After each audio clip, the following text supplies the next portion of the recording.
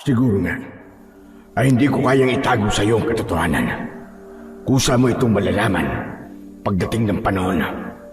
Kaya mas mabuti pa na sabihin ko na ito sa iyo ngayon. Ano pong katotohanan na sinasabi niyo? Nararamdaman ko na!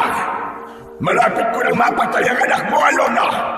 At kapag napatay ko na siya, isusunod na rin kita para wala na akong kaagaw sa trono ko dito sa Atlanta!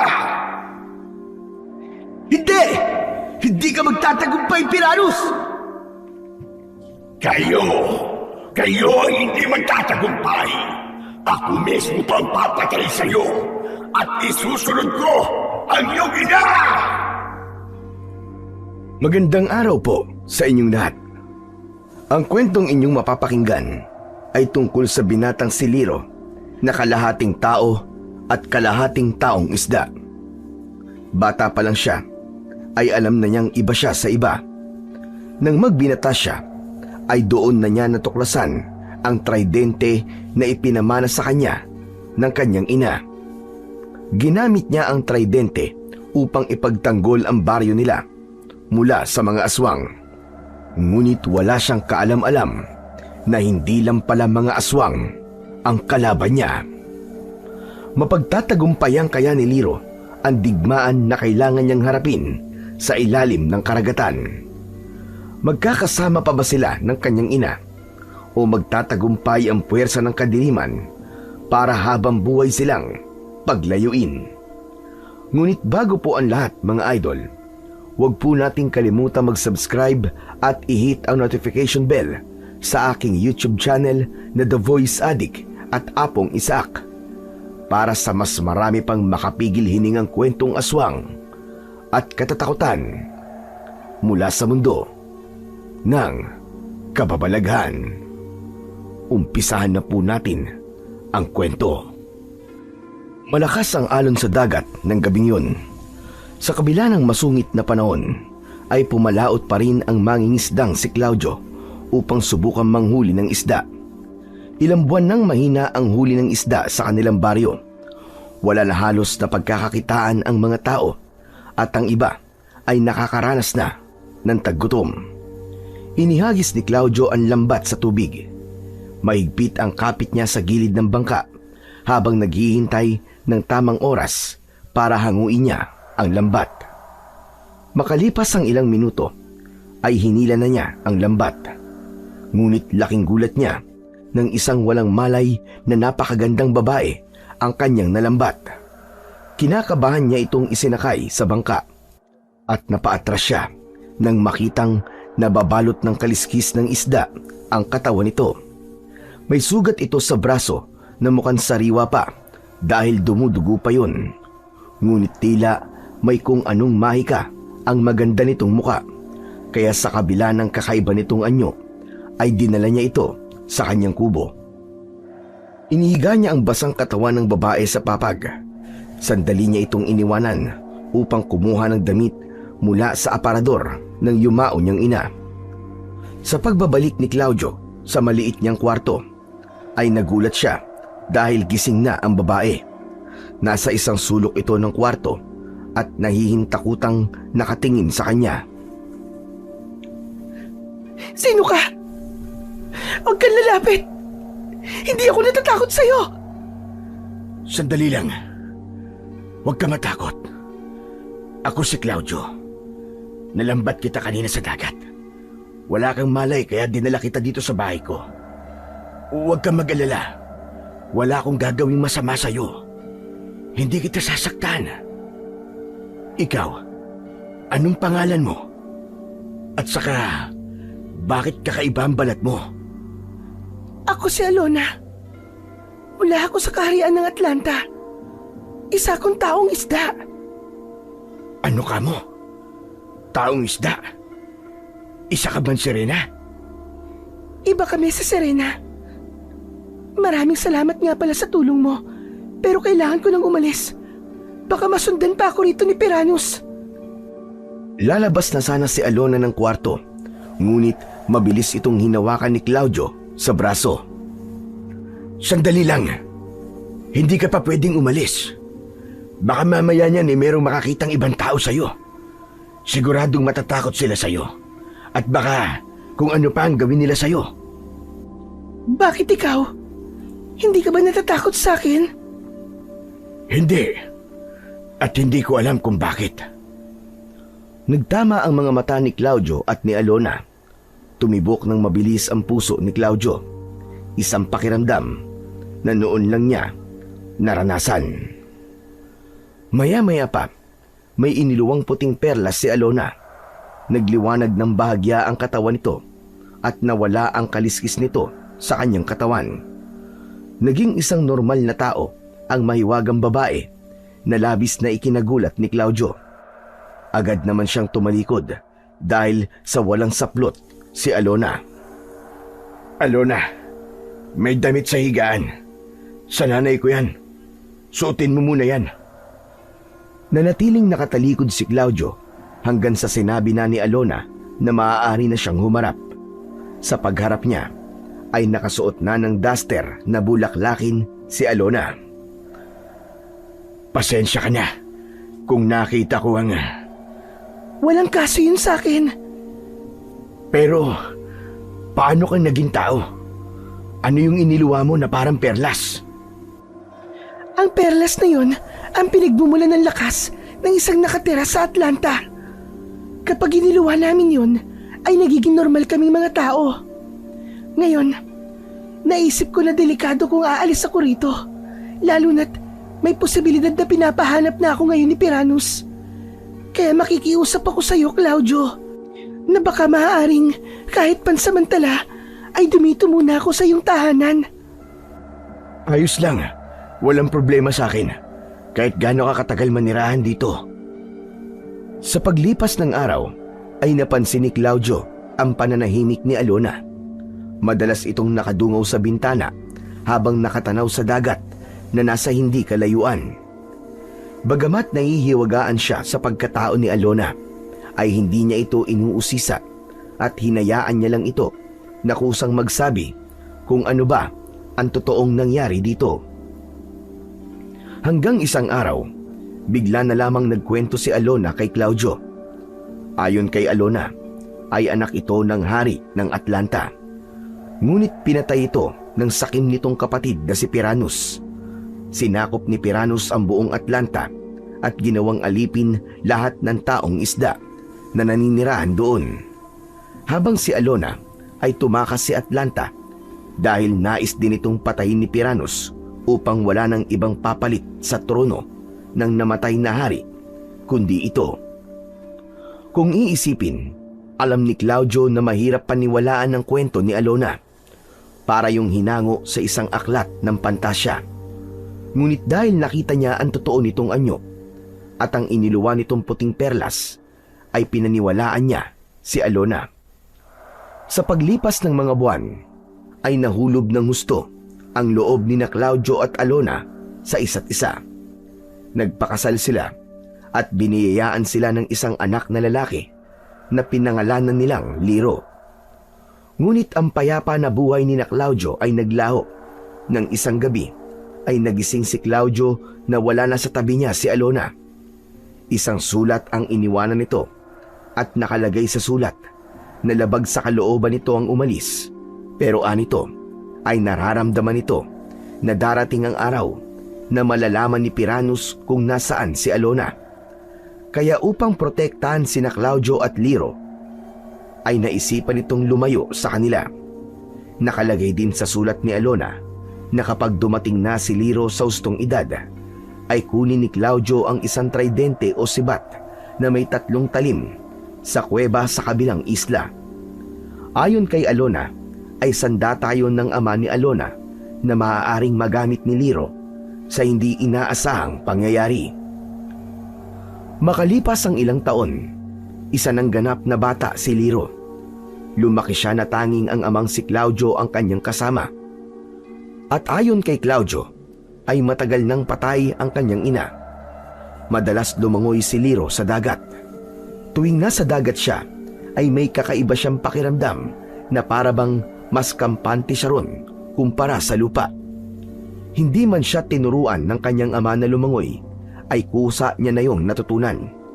Maging ang paghinga ng matagal sa ilalim ng tubig ay isang abilidad na natural lamang sa kanya. Sa baryo ni Naliro ay tampulan siya ng tukso ng mga bata dahil sa wala siyang ina. Isa si Tonton sa mga batang malakas mang-asar sa kanya. Magkaklase sila nito at palagi niya itong nauungusan pagdating sa patalinuhan. Alam ni Liro na yun ang dahilan kung bakit siya paboritong tuksuin ni Tonton. Isang hapon, umuwi si Liro mula sa paaralan na namumugto ang mga mata. Sinubukan niyang itago yun sa kanyang ama, pero bigo siyang itago yun. Liro anak, umiiyak ka ba? Namamagay ang mga mata mo ah. Si Tonton po kasi tatay eh. Tinukso na naman po niya ako. Ang sabi po niya, wala raw po akong nanay. Baka raw po isda ang nanay ko kasi isa kayong manging isda. Ay nako, si Tonton na naman. Alam mo anak, mas maganda pa siguro na pumunta na ako sa school nyo para sabihin sa guro nyo ang ginagawa ni Tonton sa'yo. Hindi yun titigil hanggat hindi na pagsasabihan. Huwag na po, baka mas lalo lang po nila akong tuksuin eh. Pero tay, sana po ay buhay pa po si nanay no? Sana po kasama natin siya ngayon para hindi na po ako tinutukso ni na Tonton. Anak, alam mo, sa totoo lang ay wala namang katukso-tukso kung wala ang nanay mo. Ang dapat pa nga'y magpasalamat sila Tonton dahil kasama pa nila ang nanay nila. Pero hindi bale, sigurado ako matutuwa ka sa ulam natin mamayang hapunan. Yung paborito mo.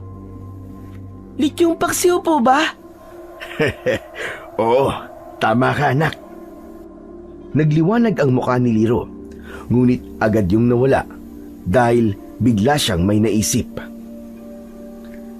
Pero tay, mahal po ang lechon di ba? Ibig po bang sabihin ay gumastos pa po kayo para makapagluto po ng paborito kong ulam? Huwag mo nang isipin yun anak. Tsaka huwag kang mag-alala. Libre ko lang nakuha yung lechong baboy. Alam mo kasi, hindi ko sinasadyang mapadaan sa bahay ni Mang Bibian yung bang suki ko sa isda. May handaan pala sa kanila kagabi at may natirang lechon. Kaya yun, ibinigay na lang niya sa akin. Aba, sobra nga ang pasasalamat ko eh. Ganun po ba? Ang swerte niyo naman po. Akala ko po kasi bumili pa po kayo ng lechon eh. Sige na, sige na. Magpalit ka na ng damit mo at maghahain na ako. Nang sa ganun makakain na tayo. Umasok na si Liro sa maliit nilang kwarto upang magpalit ng damit. Sa kabila ng walang kinagis ng ina, ay hindi naman nagkulang sa pagmamahal si Liro mula sa kanyang ama. Kahit mag-isa lang siya nitong tinataguyod, ay palagi nitong ipinaparamdam sa kanya ang pagmamahal at pag-aaruga nito. Ngunit sigurado si Liro na kung buhay pa sana ang nanay niya, ay mas magiging masaya ang kanilang pamilya. Isang umaga, inutusan si Liro ng tatay niya na bumili ng asin at paminta. Habang naglalakad, ay nakita niya si Tonton at ang iba pang bata na naglalaro ng holin sa gitna ng daan. Kinabahan si Liro dahil may pakiramdam siya na kapag nakita siya ni Tonton ay tutuksoin na naman siya nito. Nilakasan na lang niya ang loob at nagpatuloy sa paglalakad. Biglang umangat ang mukha ni Tonton at ngumisi ito pagkakita kay Liro. Tumayo ito at sinalubong siya. Aba! Nandito na pala si Liro na walang nanay! He! Hindi pinansin ni Liro si Tonton. Nagpatuloy lang siya sa paglalakad, pero hindi siya tinigilan nito. Sumabay ito sa paglalakad niya at nagpatuloy sa panunukso. Paano ka kaya nabuo, no? Siguro, inilabas ka ng tatay mo sa puwet niya. Ha! Tonton, may nanay ako. Namatay nga lang siya, kaya hindi ko na siya kasama ngayon. Sa bagay, kung ako ang nanay mo at nakita ko na ganyan ang itsura ng anak ko, ay mas gugustuhin ko na lang na mamatay. Nya. Nasaktan si Liro sa sinabi na yon ni Tonton, ngunit naalala niya ang madalas na sabihin ng tatay niya na wag na lang niyang sagutin o patulan ang kahit na anong panunukso nito. Ayon dito, hindi kaduwagan ang pag-iwas sa gulo, bagkus yun ay pagpapakita ng katapangan. Dahil hindi nakatingin si Tonton sa nilalakaran nito, ay isang aso ang natapakan nito. Muntik madapa si Tonton, kaya malakas nitong sinipa ang aso. Pambira kang aso ka! Bakit kasi harang-harang ka dyan eh? Buisit ka! Umangil ang aso. Galit na galit itong nakatingin kay Tonton. Biglang sumugod ang aso kay Tonton. Malakas itong napasigaw at hinila nito si Liro upang gawing panangga. Nagulat si Liro, ilang di pa na lamang ang layo ng aso sa kanya at sigurado siya nakakagatin siya nito. Kusang gumalaw ang kamay niya, umunat ang braso niya at itinapat niya ang palad niya sa aso. Tigil! Huwag mo akong sasaktan! Parang awa mo na! Na hindi may paliwanag na dahilan, ay biglang huminto ang aso sa pag-atake. Nawala ang galit nito at naglakad nito palayo. Napahawak sa dibdib si Liro. Ang buong akala niya kasi ay uuwi siya sa bahay nila na may kagat mula sa isang galit na aso. Ngunit ang ipinagtaka niya ay kung bakit tila naintindihan ng aso ang sinabi niya, kaya hindi na yon umatake. Tumayo si Tonton sa harapan ni Liro. Itinulak siya nito at muntik pa siyang matumba. Paano mo nagawa yun, ha? Paano naintindihan ng aso ang sinabi mo? Hindi ko alam, Tonton. Siguro, nagbago lang ang isip niya. Huwag mo nga akong pinaglololoko. Mangkukulam ka, no? Siguro, mangkukulam ang nanay mo. Kaya namana mo yun sa kanya. Hindi ako mangkukulam. At lalong hindi mangkukulam ang nanay ko. Sinungaling! Mangkukulam ka. Mangkukulam lang ang makakagawa ng ganon. Sinabi nang hindi ako mangkukulam eh. Malalaki ang mga akbang na lumayo si Liro kay Tonton hanggang sa tumakbo na siya papunta sa tindahan. Pagdating sa tindahan ay habol niya ang kanyang paghinga. Kinabahan siya dahil baka ipagkalat ni Tonton na mangkukulam siya at paniwalaan yon ng ibang tao. Isang hapon, habang naglalakad si Liro sa baybayin, ay napansin niyang may isang pawikan na napadpad sa mabatong bahagi ng dalampasigan. Duguan ang isang paa nito at tila hirap gumalaw. Lumapit siya upang tulungan ito, ngunit sa kanyang paglapit ay bigla siyang nakarinig ng boses sa kanyang isipan. Naguguluhan siyang napatingin sa pawikan dahil naririnig niya na humihingi ito ng tulong sa kanya.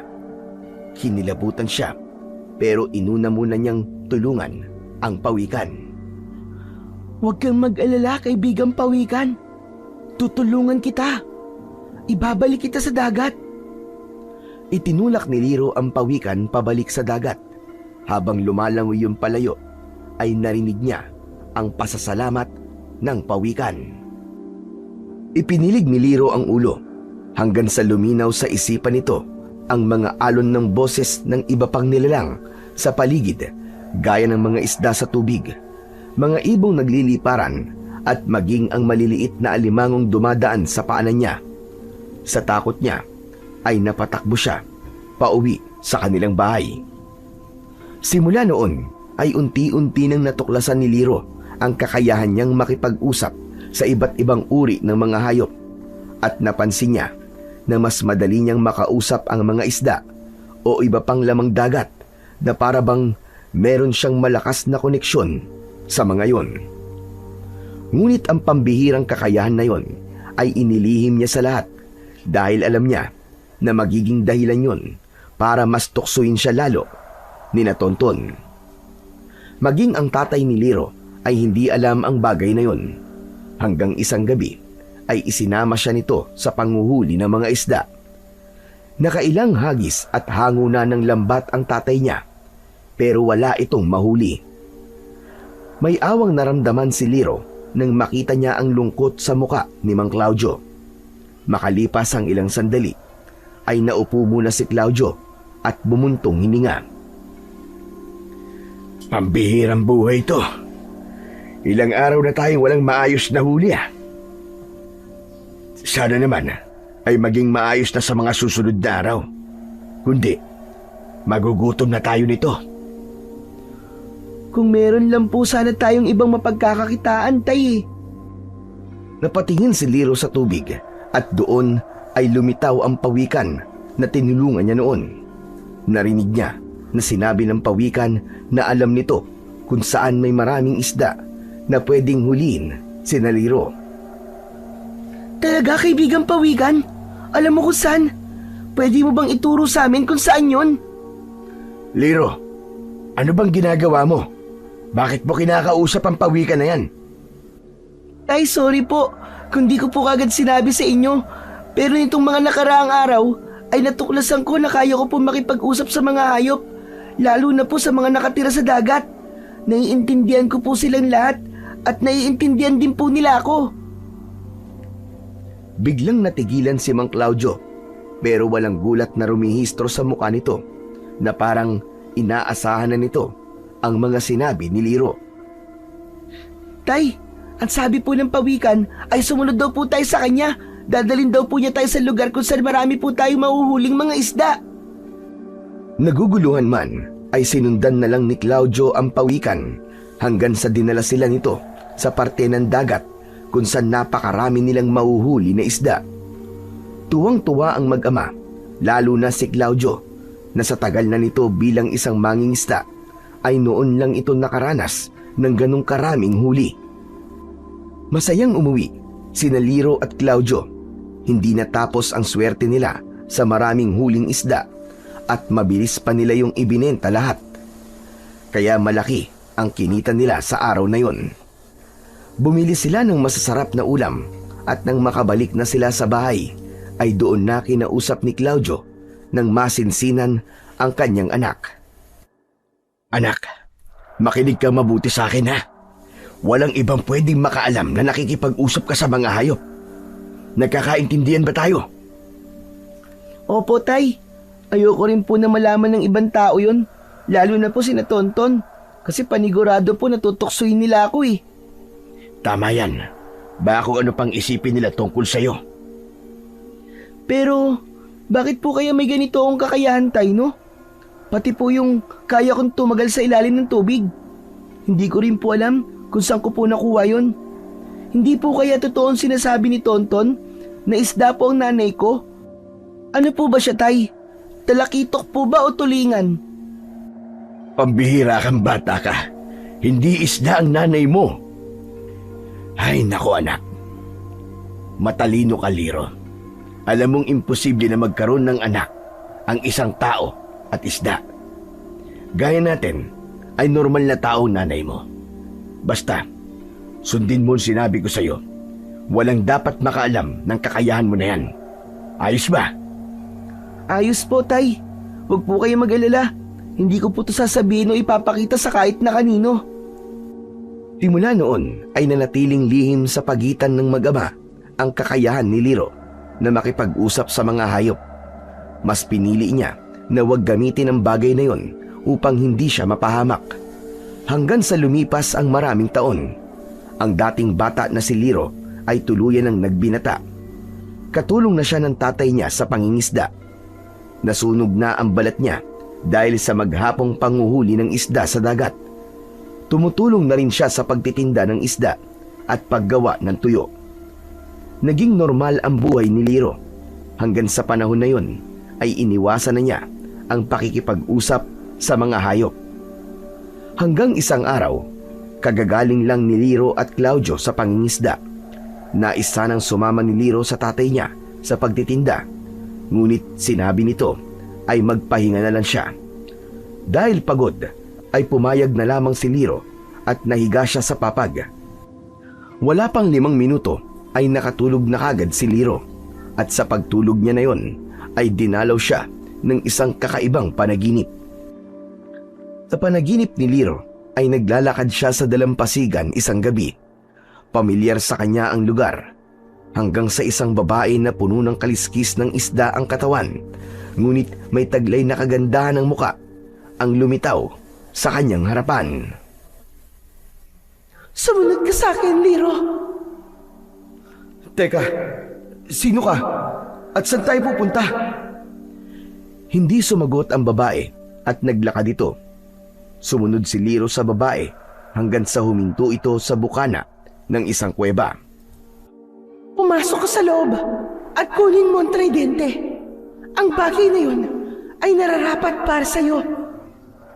Ano ka mo? Tridente? Anong tridente? Malalaman mo kapag pumasok ka sa loob ng kuweba. Ininod ni Liro ang misteryosong babae. Pumasok siya sa kuweba at nang makarating siya sa dulo, ay nakita niya ang isang kulay gintong sibat na may 3 tusok sa dulo. Nilapitan niya ang bagay na yon at nang hawakan niya ay biglang naputol ang panaginip niya dahil ginising siya ng kanyang ama. Tagaktak ang pawis ni Liro. Sumalubong sa kanya ang muka ni Mang Claudio na may halong pagtataka. Tay, ang bilis niyo naman po yata makabalik. Anong mabilis ang sinasabi mo? Abay hapon na, Liro. Ang tagal mo ng tulog. Ginising na kita at baka gutom ka na. Nalipasan ka na ng tanghalian. Ano po? Pero akala ko po sandali lang po ako nakatulog. Dahil yan sa pagod mo siguro, anak. Sige na, bumangon ka na dyan at kumain ka na. Sige po. Medyo nagugutom na nga po ako.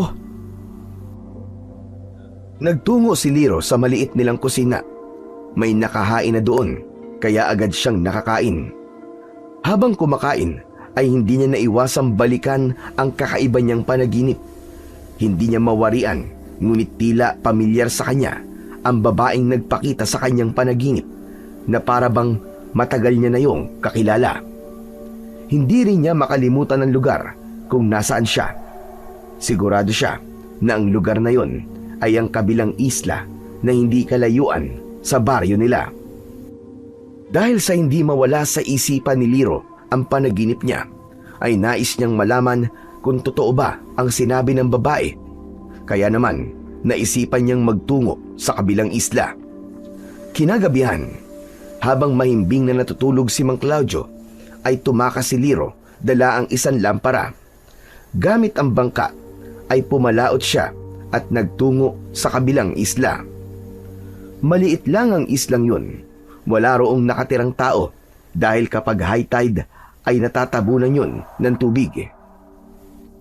Nang makarating si Liro sa isla, ay sumalubong sa kanya ang malamig na hangin at ang nakakabinging katahimikan. Walang takot siyang naglakad at hinanap ang kuwebang itinuro sa kanya ng babae sa kanyang panaginip. Hanggang sa natagpuan na niya ang kuweba. Tama. Ito nga yun. Hindi ako maaaring magkamali. Ito nga yung kuweba na pinakita sa akin ng babae sa panaginip ko. Walang pagdadalawang isip na pumasok si Liro sa kuweba. Dinig niya ang pagpatak ng tubig na nagmula sa itaas ng kuweba. Makalipas ang halos 5 minutong paglalakad, ay narating na niya ang dulo ng kuweba. Napanganga siya nang makita niya ang sibat na may 3 tusok sa dulo. Nakatusok yun sa isang nilulumot na bato. Kulay ginto yun at bahagya pang nagliliwanag na para bang matagal na yung naghihintay sa kanya. Pambihira! Totoo nga yung panaginip ko. May ganito nga sibat sa kuwebang to. Lumapit si Liro sa sibat at nanginginig ang mga kamay niya na hinawakan niya yon. Nang lumapat ang kamay niya sa sibat, ay may naramdaman siyang mahina na boltahe ng kuryente, kaya napaigtad siya. Aray! Ano yun? Bakit parang may kuryente? Muling tinitigan ni Liro ang kakaibang sibat. Tila may kung anong enerhiya ang humihila sa kanya para hawakan at kunin niya yon. Sa pangalawang pagkakataon ay hinawakan ni Liro ang sibat. Muli niyang naramdaman ng kuryente, ngunit tiniis niya. Madali niyang nahugot ang sibat mula sa pagkakabaon at nagtaka siya dahil inakala niyang napakabigat nun. Pero hindi naman pala. Ano kaya ang bagay na to? At bakit kaya to pinakita sa akin ng babae sa panaginip ko? Nagdesisyon si Liro na dalhin ng sibat sa pag-alis niya sa islang yun. Sumakay siya ng bangka at nagsagwan pabalik sa kanilang baryo. Pagdating sa baryo nila ay tahimik siyang naglakad sa gitna ng kadiliman. Pagpasok niya sa kanilang bahay ay nagulat siya nang pagbukas niya ng ilaw ay nakaupo sa may sala si Mang Claudio. Nanlaki ang mga mata nito nang makita ang hawak niyang sibat.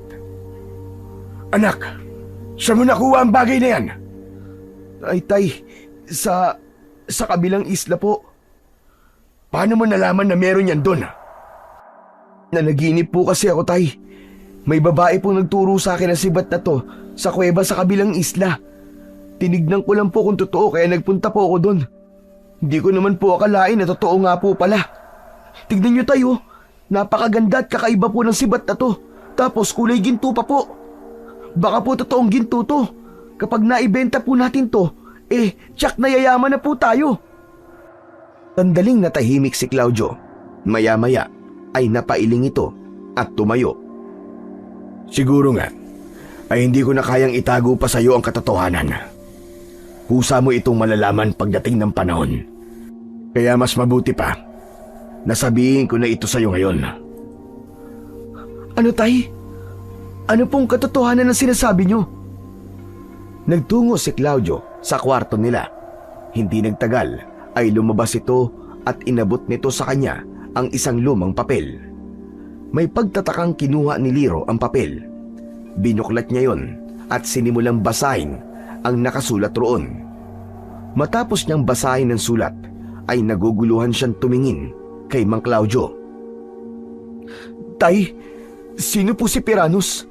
Bakit niya po gustong patayin si nanay? Ibig po bang sabihin hindi po totoong patay si nanay? Patawarin mo ko, Liro, kung sinabi kong patay na ang nanay mo. Ang totoo ay lumayo lang siya para protektahan tayo mula kay Piranus. Ginawa ko yun para hindi ka na magtanong tungkol sa nanay mo si Alona. Ang gusto ko rin sana ay mabuhay ka ng normal. Ibig sabihin, tay, ang babae po sa panaginip ko ay si nanay. Ipinakita niya po sa akin ang bagay na nakalagay dito sa sulat, ang tridente. Pero, sino nga po ba si Piranus? Sa pagkakataon na yon, ay isiniwalat na ni Claudio kay Liro ang katotohanan. Ayon kay Claudio, ay isang taong isda ang kanyang ina na nakatira sa isang kaharian sa ilalim ng dagat. Tumakas ito sa lugar na yon dahil nais itong patayin ni Piranus matapos nitong patayin ang tatay ng kanyang ina na isang hari. Ang pagiging kalahati mong taong isda ang dahilan kung bakit nakakahinga ka sa ilalim ng tubig at kung bakit ka may kakayahan na makipag-usap sa mga hayop, lalong-lalo na sa mga hayop na nabubuhay sa dagat. Namana mo ang kakayahan mo na yon sa iyong ina. Hindi agad nakapagsalita si Liro. Pilit niyang prinoseso ang mga nalaman niya hanggang sa nangilid ang kanyang mga luha at tuluyan niyong umagos sa magkabilaan niyang pisngi. Kaya pala kakaiba ako kasi may dugo kong isang taong isda. Pero ang tridente na to, bakit gusto ni nanay na mapunta sa akin to? Ipagpaumanhin mo, anak. Limitado lamang ang kaalaman ko tungkol sa tridente na yan. Pero sa pagkakaalam ko, ang sandata na yan ay sa tatay ng iyong ina. Sa lolo mo. Siguro ay nais ni Alona na meron kang magagamit na sandata sa sandaling umatake sa atin sina Piranus. Pero huwag ka mag-alala, Liro. Sa tingin ko ay walang dahilan para gamitin mo ang bagay na yan sa pakikipaglaban. Ang nanay mo ang hinahanap nila Piranus. Hindi sila magpupunta rito. Kaya lumayo ang nanay mo ay upang masiguro ang kaligtasan natin dalawa. Mas makakabuti na ibalik mo na ang bagay na yan kung saan mo yung kinuha. Hindi tayo, ayoko. Hindi ko po ito ibabalik sa kabilang isla. Ito na lang po ang bagay na tanging magpapaalala sa akin na buhay pa po si nanay. Isa pa, nakalagay po sa sulat na kailangan ay mapunta sa akin ang tridente. Pero anak, hindi natin alam kung ano magagawa ng bagay na yan. Baka yan pa magdala ng kapahamakan sa atin. Pasensya na po, Tay.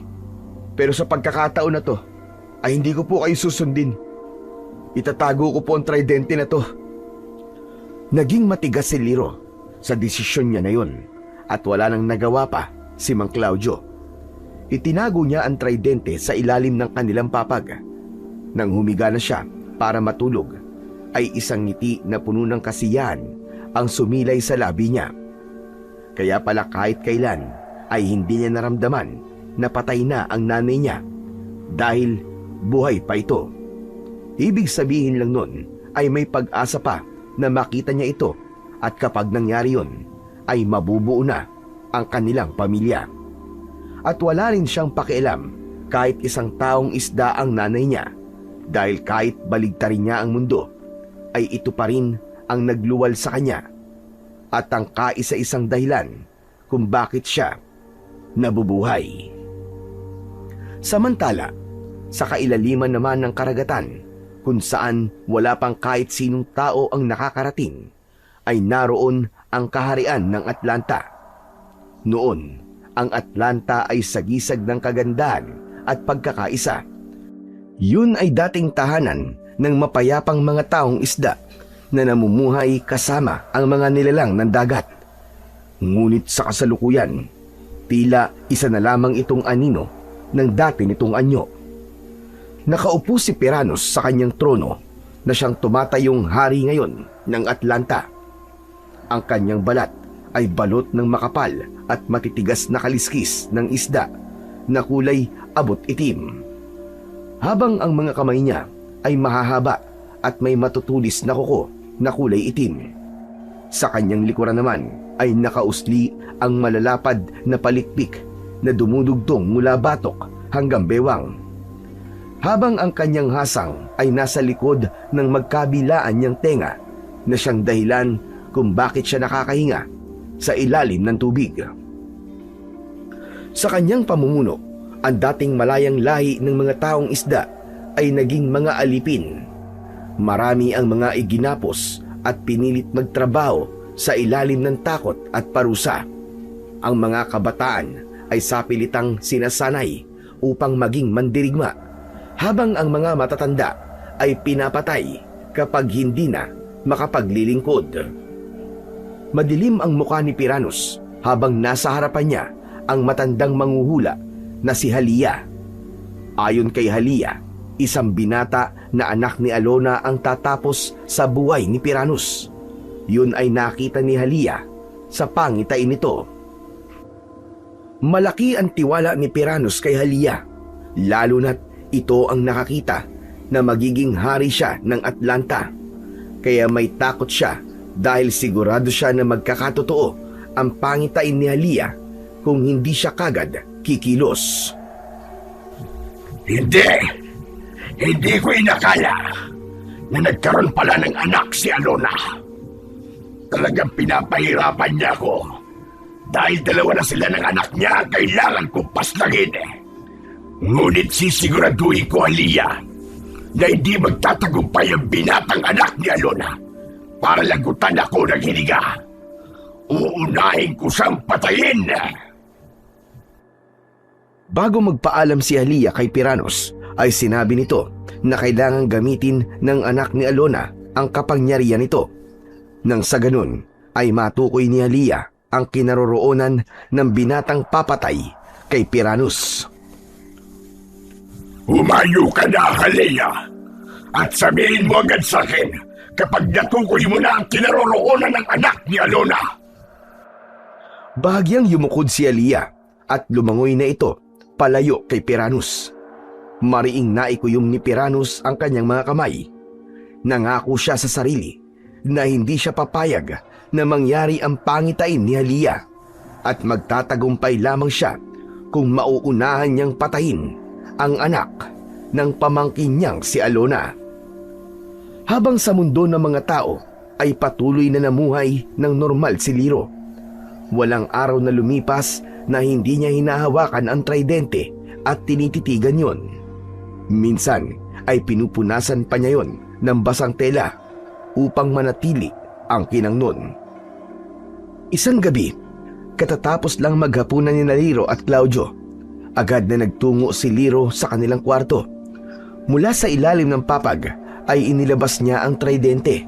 Hinaplos niya yon at napangiti siya dahil alam niya na minsan ay hinawakan ng kanyang ina ang bagay na yon. Hindi napansin ni Liro ang pagpasok ni Claudio sa kanilang silid. Nalaman na lang niya na naroon ito nang umupo ito sa tabi niya. Araw-araw mo na yatang hawak yan, anak ha. Huwag ka mag-alala. At hindi ko yan ibabalik sa kuweba. Napagtanto ko na tama ka. Alaala yan ng iyong ina. Kaya dapat ay nasa iyo yan. Pasensya ka na kung naglihim ako sa iyo, Liro. Patawarin mo ko kung di ko kagad sinabi sa iyo ang buong katotohanan. Hindi naman po ako galit sa inyo, Tay. Naiintindihan ko po kayo. Ang importante po ay alam ko na po ang katotohanan ngayon. Pero Tay, nasan po kaya si Nanay ngayon?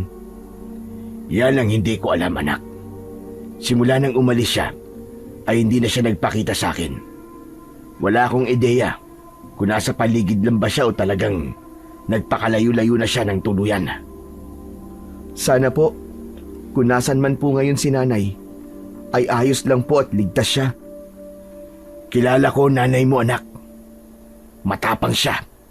At naniniwala ko na kapag maayos na ang lahat, ay babalikan niya tayo. At kapag nangyari yun, ay hindi na tayo magkakahiwalay na tatlo. Hindi na po ako makapaghintay na mangyari yun, Tay. Gusto ko na po talagang makita si Nanay. Nakangiting tumango si Claudio, habang si Liro naman ay muling itinuon ang pansin sa hawak niyang tridente. Hindi niya maintindihan, pero habang hawak niya ang tridente, ay bigla siyang kinabahan. Tila may sinasabi sa kanya ang tridente na may paparating na panganib. Hanggang sa nangyari na nga ang panganib na yun. Sa mga lumipas na gabi, unti-unting nagbago ang katahimikan sa baryo ni Liro. Sa simula ay puro mga patay na alagang hayop ang natatagpuan tuwing umaga. Mula sa mga manok, baboy, baka at kambing. Hanggang isang umaga, isang matandang babae ang natagpuang wala ng buhay sa kanyang kubo sa gilid ng bukirin. Tagtad ng kalmot at kagat ang buong katawan ng matanda at halos wala na itong dugo. Nang sumunod na gabi, isang bata ang nawala at hindi na natagpuan pa. Sa mga sumunod pang gabi, may mga taong nakakita ng mga aswang na gumagala at tila naghahanap ng susunod na biktima. Doon na nagsimulang lamunin ng takot ang baryo ni Liro. Lahat ay naglagay ng bawang sa pinto at bintana ng kanilang mga bahay bilang proteksyon. At ang dating ligtas na baryo ay binalot na nga ng takot at pangamba, lalo na sa tuwing sasapit ang dilim. Maging sina Liro at Claudio ay nakaramdam ng takot sa hindi magandang nangyayari sa kanilang baryo. Isa sila sa mga nag-iingat upang hindi sila magaya sa iilang naging biktima ng mga aswang. Ganun pa man, hindi yun naging hadlang upang hindi protektahan ni Liro ang mga tao sa baryo nila. Habang kumakain na mag-ama ng hapunan, ay balisa si Liro. May kailangan siyang sabihin sa kanyang ama at hindi niya alam kung papayag ba ito. Hanggang sa nagkaroon na siya ng lakas ng loob na magsalita. Tay, may sasabihin po pala ako sa inyo. Hindi po ba nagro-ronda po sina kapitan at ang mga tanod tuwing gabi? Nalaman ko po kasi na naghahanap sila ng ilang kalalakihan na pwedeng sumama sa kanila. Kinausap ko po si kapitan kanina at sinabi ko po na sasama ako sa kanilang pagroronda. Malakas na naibagsak ni Claudio ang hawak nitong kutsara at tinidor. Matiim itong tumingin kay Liro. Bakit naman nagdesisyon ka sa ganyang bagay nang hindi nagsasabi sa akin? Hindi, Liro. Hindi ako pumapayag na sumama ka sa pagroronda. Ayokong ilagay mo ang sarili mo sa panganib. Delikado ang gagawin mo ba? Alam mo ba kung gaano kalupit ang mga aswang? Tay, hindi ko po kaya nandito lang po ako sa loob ng bahay natin. Habang ang iba nating kababaryo ay maaaring maging susunod na maging biktima ng mga aswang. Hindi ko po kayang walang gawin sa nangyayari ngayon dito sa baryo natin. Pasensya na po, pero buo na po ang loob ko. Simula po ngayong gabi, ay sasama na ako sa pagroronda kina Kapitan. Hindi na nakipagtalo pa si Claudio, ngunit ramdam pa rin ni Liro ang pagtutol nito sa gagawin niya. Bagamat naiintindihan niya ang pagtutol ng kanyang ama, ay mas nanaig pa rin kay Liro ang pagnanais niya na protektahan ang kanilang baryo laban sa mga aswang na gabi-gabing sumasalakay. Matapos maghapunan ay naghanda na si Liro sa pagsama niya sa pagroronda. Kinuha niya ang itak na kaninang umaga pa niya hinasa. Inilagay niya yon sa kaluban. Habang inilalagay niya yon sa kanyang bewang, ay lumapit si Claudio sa kanya na hawak ang tridente. Isinandal nito yon sa dingding at pinigilan siya nito sa paglalagay ng itak na nasa kaluban sa kanyang bewang. Tay, anong ginagawa niyo? Akala ko po ba'y payag na po kayo na sumama ako sa pagroronda? Nagtagumpay si Mang Claudio na kunin kay Liro ang itak. Labis na nagtaka si Liro nang isinabit ni Claudio ang itak sa bewang nito. Tay, ano pong ibig sabihin nito? Hindi ko pwedeng hayaan na ikaw lang ang sasama sa pagroronda, anak. Sasamahan kita. Pero tay, hindi ba ang sabi niyo ay delikado? Kaya nga mas dapat ay magkasama tayo. Magkasangga. Sabagay tay, tama po kayo. Mas makakabuti nga po kung dalawa po tayong sasama kina Kapitan. Kaya lang, inagawan niyo naman po ako ng sandata eh. Ano pa po ang gagamitin ko? Gamitin mo ang tridente, Liro. Gaya na sinabi sa akin ng nanay mo. May kapangyarihan ang tridente at tanging mga taong isda na nasa linya ng dugo ng iyong ina ang maaaring gumamit ito. Kaya pinapayagan na kitang gamitin mo ang tridente, anak, sa pakikipaglaban. Napatingin si Liro sa tridente. Tila tinatawag siya noon. Hindi ko po alam, tay, kung paano po gamitin yan. Isipin mo na parang normal na sibat lang yan, anak. Mas magiging kampante ako na kaya mong ipagtanggol ang iyong sarili kung yan ang dadalin mo sa pagroronda. Kaya lang po, tay. Baka magtaka si na Kapitan kung bakit ganyan ang sandata ko. Hindi na nila yung papansinin. Ang importante ay dalawa tayong dadagdag sa puwersa laban sa mga aswang. Hindi na nagsalita pa si Liro. Muli niyang tinitigan ang tridente na para bang naghihintay lang yon na kunin niya. Hanggang sa tuluyan niya na yung hinawakan. May naramdaman siyang maliit na bultahe ng kuryente na mabilis na dumaloy sa kanyang katawan. Binuhay nun ang bawat himaymay ng kanyang laman at mga ugat. Pakiramdam niya ay muli siyang isinilang ng mga sandaling yun. Wala nang sinayang na sandali ang mag-ama. Magkasama silang lumabas at nagtungo sa bahay ng kanilang kapitan upang simulan na ang pagroronda. Taunang beses na pagsama ni Liro at Claudio sa pagroronda ay kasama nila ang iba pang kalalakian na naglakas ng loob na protektahan ang kanilang baryo. Bawat isa ay may dalang sulok, itak, sibat at pana. Sa lahat, tanging si Liro lamang ang naiiba ang sandata. Napansin kagad yun ni Kapitan Tomas at nagtanong ito kung bakit ganun ang sandata ni Liro. Walang naisagot si Liro, kaya mabilis na sumaklolo si Claudio. Kapitan, ako po ang gumawa ng sandatang yan. Simula po kasi nung masiguro natin na may mga aswang na sumasalakay, ay nag-isip ako ng isang mabisang sandata laban sa kanila. Tama po si tatay, Kapitan. Naniniwala po kami na dahil po sa disenyo ng sibat na to, ay mas magiging madali ang pakikipaglaban ko sa mga aswang. Tumango na lamang ang kapitan, ngunit halata sa mukha nito na may duda. Hanggang sa nagsimula na nga sila na rumonda. Nilibot nila ang mga pangunahing daanan at madidilim na eskinita. Bawat kaluskos ay tinitignan nila ang pinanggagalingan upang masiguro na hindi yun aswang. Ngunit sa kabila ng kanilang paghihintay at pagbabantay, walang anumang kakaibang nilalang ang lumitaw. Walang aswang ang nagpakita sa kanila na parabang alam ng mga yon na nagsasagawa sila ng pagroronda. Ngunit sa kabila ng katahimikan ng gabing yon, alam ni Liro na ang katahimikan yon ay panandalian lamang dahil anumang sandali ay maaaring umatake ang mga aswang sa oras na hindi nila inaasahan. Alas 5 na ng umaga nakauwi sina Liro at Claudio. Pareha silang pagod na naupo. Inilapag muna ni Liro ang tridente sa sahig at hinayaan na makabawi ang katawan niya ng lakas. Hindi ko po inaasahan na ganito pala ang pagroronda, tatay. Nakakapagod din po pala. Ano pa kung may aswang tayong nakalaban, di ba? Paniguradong mas malala pa rito ang pagod natin. Pero salamat sa Diyos kasi wala po tayong nakitang aswang. Masaya po ako na sigurado tayo na wala silang nabiktima kagabi dito sa baryo natin.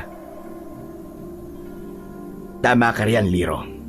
Pero sa totoo lang, para sa akin ay mas makabubuti kung makakaharap na natin ang mga aswang para matapos na ang lahat ng to. Hindi man natin sila maubos, magandang maipakita natin na hindi tayo takot sa kanila at kaya nating lumaban. May punto po ang sinabi niyo, tay. Sana nga po ay matapos na ang takot ng mga tao sa aswang. At sana po, bumalik na po ang baryo natin sa dati. Hindi po kasi ako sanay na sobrang tahimik po dito sa gabi. Nakakamiss po yung kahit na gabi mayroong mga batang naglalaro sa labas at mayroong mga taong nagkikwentuhan. Manalig lang tayo sa Panginoon, anak, at palagi nating ipagdasal yan. Hindi tayo pababayaan ng Diyos. Pagsubok lang ito na kailangan nating malagpasan. Sandaling natahimik si Liro. Napatingin siya sa tridente at mula sa sahig ay kinuha niya yon. Mabuti na lang po at hindi po masyado nagtanong si Kapitan tungkol dito sa tridente ko. Sabi ko naman sa iyo hindi dyan matutuon ng pansin niya dahil ang focus niya ay nasa pagroronda.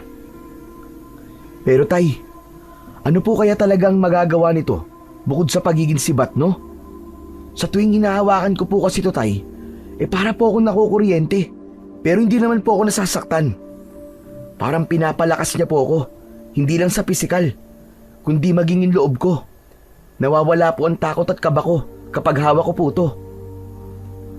Naniniwala ako, anak, na isa yung makapangyarihang sandata. Hindi yan basta sibat lang na may 3 patalim sa dulo. May iba pa yang nagagawa na sigurado ako matutuklasan mo sa tamang panahon. Pero saka na tayo mag-usap tungkol sa bagay na yan, anak. Alam ko na parehas na tayong inaantok at kailangan na magpahinga. Matapos yun ay tumayo na si Claudio at nauna nang pumasok sa kanilang kwarto. Sumunod na rin agad si Liro na dala ang tridente. Itinago niya yon sa ilalim ng papag at humiga na siya sa tabi ng kanyang ama para'y matulog. Samantala, sa Atlanta ay biglang nagising si Piranus mula sa isang napakasamang panaginip.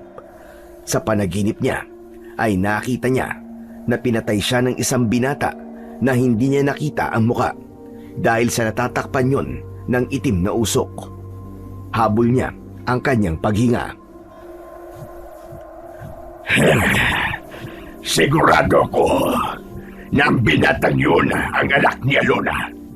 Hindi ako papayag. Hindi ako papayag na mapaslang niya ako. Nagpupuyo sa galit na lumangoy si Piranus patungo sa silid ni Halia. Dire-diretso siyang pumasok doon at naabutan niya ang matandang manghuhula na mahimbing na natutulog. Dumampot siya ng bato at ibinato niya yon kay Halia. Tinamaan ito sa tiyan at nanlaki ang mga mata nito sa labis na gulat. Haring Piranus, anong ginagawa mo rito? At bakit mo naman ako binato? Dahil ikaw ay batugan. Ano't natutulog ka lamang habang ako ay nananaginip na pinapatay ng anak ni Alona. Ikaw naman, nagpapasarap sa pagpapahinga. Patawarin niyo po ko, aking hari. Ngunit ito ay oras ng aking pamamahinga. At hindi ibig sabihin ay wala akong ginagawa. Huwag ka nang magdahilan. Kung kinakailangan na hindi ka matulog ay gawin mo. Kailangan malaman natin kung saan ang anak ni Alona para mapaslang ko na siya. Sa gayon, ay wala pang senyales na gumagamit siya ng kapangyarihan niya bilang taong isda. At paano kung hindi niya gamitin ang kapangyarihan niya? Ibig sabihin ay habang buhay akong mangangamba sa sarili kong buhay. Imposibleng hindi niya gamitin ang kanyang kapangyarihan, mahal na hari. Kahit walang magturo nun sa kanya, ay kusa yung lalabas. Dahil siya ay nasa linya ng mga taong isda na may dugong bughaw kagaya nyo. Isa pa, hindi ba't dinala ni Alona ang tridente ng dating hari? Kapag ginamit ni Alona ang kapangyarihan ng tridente, ay matutukoy ko na kung nasaan siya. Sigurado ko na kasama ni Alona ang kanyang anak. Siguruhin mo lang na malalaman mo kung nasaan ang anak ni Alona. Dahil kapag nainip ako, ay tatapusin ko ang iyong buhay at hahanap ako ng mas mahusay na manghuhula. Kapag natukoy ko na po ang kinaroroonan ng anak ni Alona, ay agad ko pong ipagbibigay alam sa inyo, Haring Piranos. Bahagyang yumuko si Alia habang si Haring Piranos ay umalis na at bumalik na sa kanyang trono. Habang nakaupo siya ron, ay pilit niyang kinakalma ang kanyang sarili. Hindi maalis sa isip niya ang pangamba na baka maging huli na ang lahat at magtagumpay ang anak ni Alona na siya ay patayin. Samantala, sa baryo naman ni Naliro ay patuloy pa rin sila sa pagroronda tuwing sasapit ang gabi. Kasama sina kapitan at ang mga tanod nito ay sinusiguro nila na ligtas ang buong baryo tuwing gabi. Upang mapadali ang pagroronda ay naisipan nila na maghiwa-hiwalay. Pinili ni Naliro at Claudio na magkasama sila sa iisang grupo. Habang naglalakad sa dalampasigan ay hindi naiwasan ni Liro ang kabahan. Pakiramdam niya ay may hindi magandang mangyayari sa gabi na yun. Tay, kanina pa po ako kinakabahan eh. Nasa bahay pa lang tayo ay nararamdaman ko na to. Ano po kayang ibig sabihin nito? Hindi ko alam, pero talasan mo lang ang mata at pakiramdam mo. Baka kasi may aswang na sa paligid natin at nagtatago lang sila. Baka naghihintay lang sila ng tamang tiyempo para umatake. Ilang gabi na rin po tayo nagro-ronda, pero kahit dulo ng kuko ng aswang ay wala pa tayong nakikita. Hindi po kaya alam po nila itong ginagawa natin? Malamang ay alam na nila to. Pakiramdam ko ay gusto nila na maging kampante tayo. Tapos, saka sila aatake. Napahinto sila sa paglalakad nang makita nila ang isa sa mga tanod na humahangos na lumapit sa kanila. Bakas sa mukha nito ang takot. Sinabi ng tanod na maraming aswang ang umaatake malapit sa simbahan. Wala na ngang sinayang na oras si Naliro at tumakbo na sila papunta roon. Pagdating sa lugar kung saan umaatake ang mga aswang, ay natigilan si Liro. Tay! Ang dami nila! Huwag kang panghinaan ng loob, Liro. Kailangan nating lumaban. Hindi inakala ni Liro na ganun karami ang aswang na kailangan nilang harapin ng gabing yun. Mas marami pa ang mga yun kaysa sa grupo nila. May ilang kalalakihan na rin ang sugatan at pilit na nakikipaglaban sa mga aswang. Nang hinugot ni Claudio ang itak mula sa kaluban nito, ay mas humigpit naman ang pagkakahawak ni Liro sa tridente. Sumugod na sila sa mga aswang, dala ang paniniwala na sila ang mananalo sa digmaang yun. Dalawang aswang ang agadang sinubukang atakihin si Liro. Sinalubong niya ang isa ng malakas na saksak ng 3 patalim ng tridente sa dibdib. Hinugot niya agad yun upang itarak ang tridente sa tiyan ng isa pang aswang. Malakas na sumigaw ang dalawang aswang At sa hindi maipaliwanag na dahilan ay biglang nagliyab ang mga yon at tinupok ng nagngangalit na apoy. Hala! Paano nangyari yun? Bakit sila nasunog ng saksakin ko ng tridente? Sa kabilang banda naman ay humarap si Claudio sa isang aswang na may mahahabang kuko at nagngangalit na mga ngipin. Tinaga ni Claudio sa leeg ang aswang at bumulwak ang itim nitong dugo. Nagpatuloy si Liro sa pakikipaglaban at habang tumatagal ang laban ay naramdaman niyang umiinit ang tridente hanggang sa biglayong nagliwanag. Mula sa patalim na nasa gitna ay may asul na liwanag na nabuo sa kabiglang naglabas ng tila kidlat na enerhiya na tumama sa 5 aswang na papalapit sa kanya. Nangisay ang 5 aswang at ang mga katawan nito ay mabilis na tinupok ng apoy. Namangha ang lahat sa nakita. Maging si Liro ay hindi rin makapaniwala sa nangyari. Ngunit alam niya na hindi yun ang oras para mag-isip. Mabilis siyang gumalaw at sinalubong ang 3 aswang na sabay-sabay na lumundag papunta sa kanya. Inikot niya ang tridente sa ere saka itinusok sa lupa. Mula roon ay may lumabas na pabilog na enerhiya na tumalsik papalayo sa kanya. Tumama yon sa mga aswang at tumilapon ng mga yon ng ilang metro. Bago pa makabangon ng mga yon ay itinutok ni Liro sa mga aswang ang tridente. Naglabas yun ng asul na enerhiya na tumama sa 3 aswang. Nasunog ang mga yon hanggang sa halos maging abo na.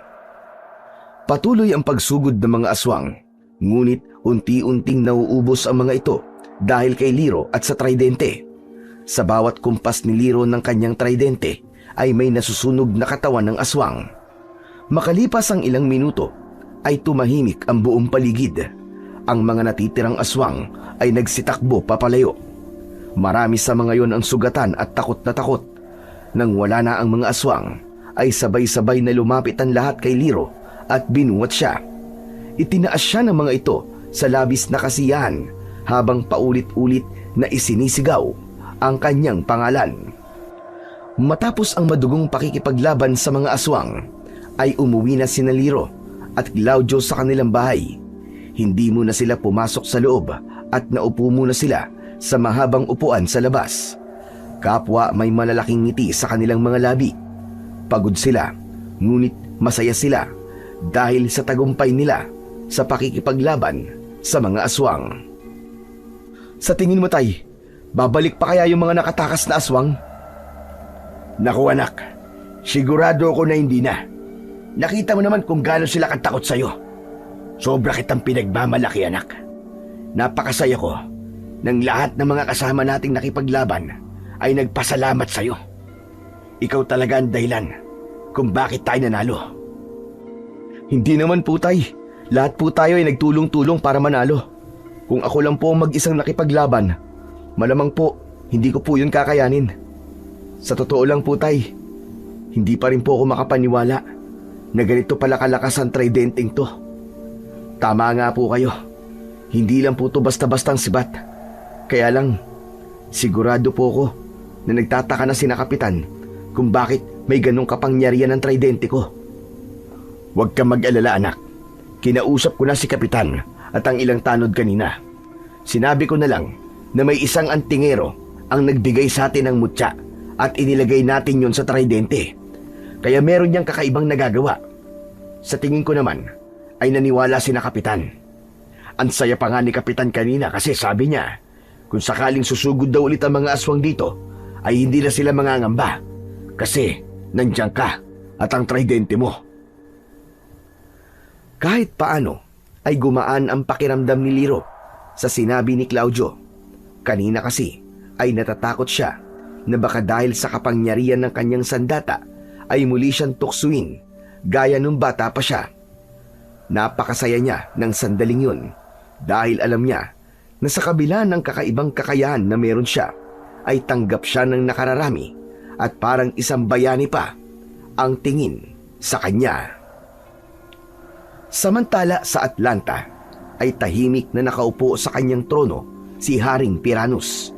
Sa kanang kamay niya ay hawak niya ang itim na perlas na kinuha niya noon sa tridente ng dating hari upang mabawasan ang lakas ng sandatang yun. Ang itim na perlas na yun ang dahilan kung bakit siya nagkaroon ng karagdagang lakas. Nang sandaling yun ay hindi pa rin mapalagay si Piranus. Alam niya na hindi matatahimik ang kanyang utak hanggang buhay pa ang anak ni Alona na siyang nakatakdang tumapos sa kanyang buhay.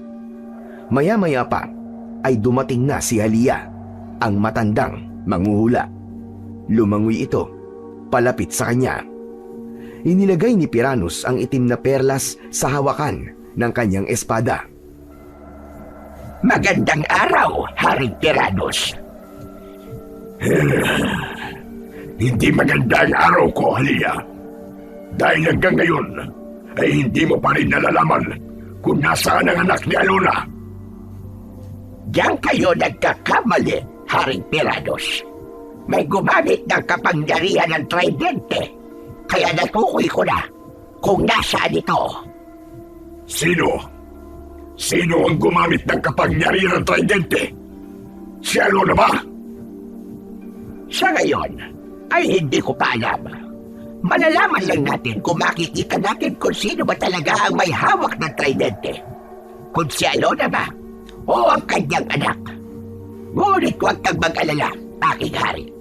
Ako na mismo magtutungo sa ibabaw upang siguraduhin kung si Alona o ang anak niya ang may hawak ng tridente.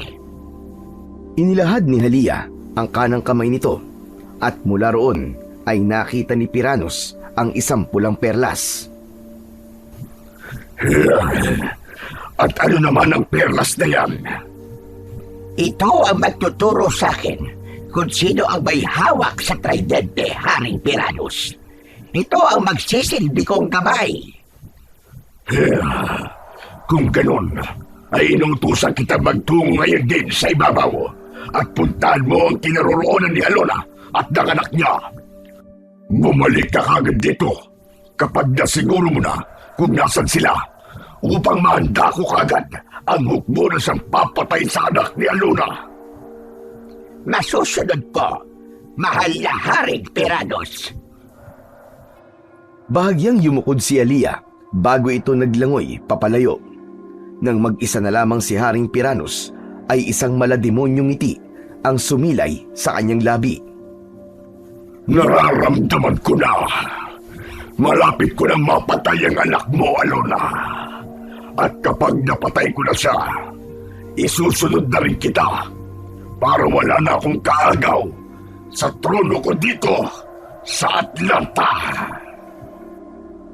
Isang malakas na halakhak ang pinakawalan ni Haring Piranus na parabang sigurado na siyang magtatagumpay siya sa kanyang mga pinaplano. Samantala, mabilis na kumalat ang balita sa husay na ipinamalas ni Liro sa pakikipaglaban sa mga aswang. Lahat ay nag-usap tungkol sa tapang ni Liro at kung paano niya pinuksa ang mga aswang gamit ang kanyang kakaibang sandata.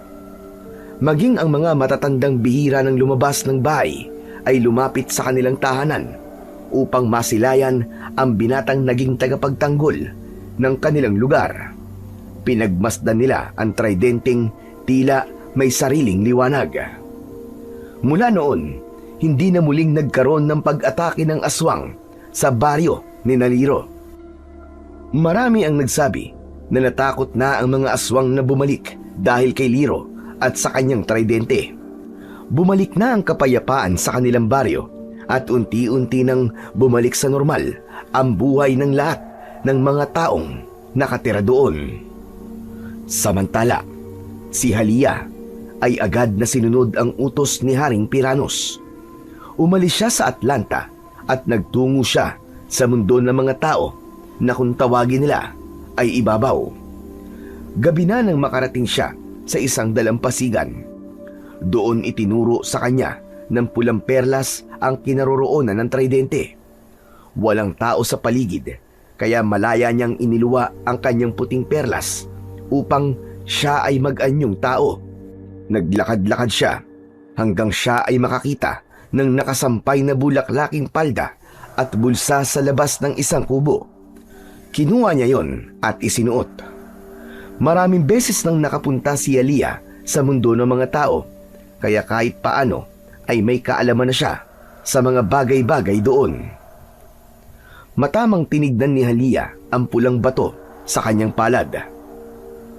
Ngayon, dalhin mo ko sa kinaroroonan ng tridente. Bahagyang nagliwanag ang pulang perlas. Pinakiramdaman ni Alia ang enerhiya ng perlas at saka siya naglakad habang ginagabayan siya ng pulang perlas kung saan siya dapat magpunta. Mahimbing nang natutulog sina Liro at Claudio sa kanilang bahay. Ngunit nagising si Liro nang makarinig siya ng mahihinang pagkatok sa kanilang pinto. Nanatiling tulog si Mang Claudio, kaya si Liro na lang ang tumayo. Habang naglalakad palapit sa pinto, ay nagtaka siya kung sino ang maaaring magtungo sa bahay nila ng ganung oras. Binuksan ni Liro ang ilaw, pero hindi niya muna binuksan ang pinto. Nagkaroon siya ng hinala na baka aswang ang nasa labas. Baka binalikan siya ng mga yon dahil sa marami siyang napatay na mga aswang noon. Sino yan? Paumanhin kung naistorbo ko ang pagtulog mo. Kailangan ko lamang ng tulong. Anong tulong ang kailangan mo? Nagugutom at nauuhaw ako. Baka may maibigay ka sa akin na pagkain at inumin. Naramdaman ni Liro ang panghihina sa boses ng matandang babae na nasa labas.